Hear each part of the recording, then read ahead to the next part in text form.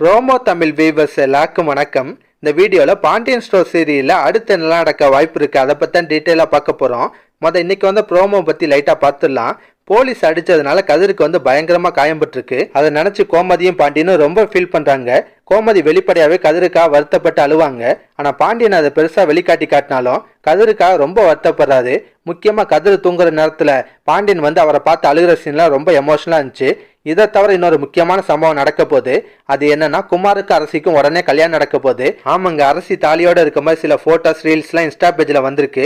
அந்த serial actors தான் அதை ரிலீஸும் பண்ணியிருக்காங்க.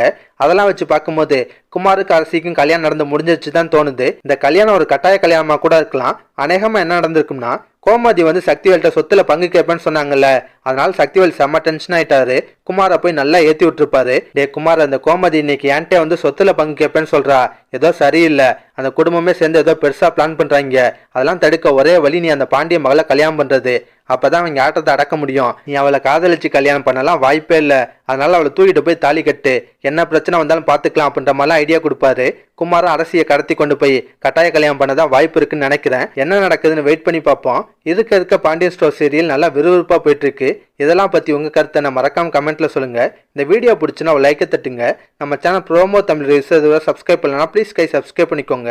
நான் உடனே சீரியல் அப்டேட் கொடுத்துட்டே இருக்கேன். Bye guys.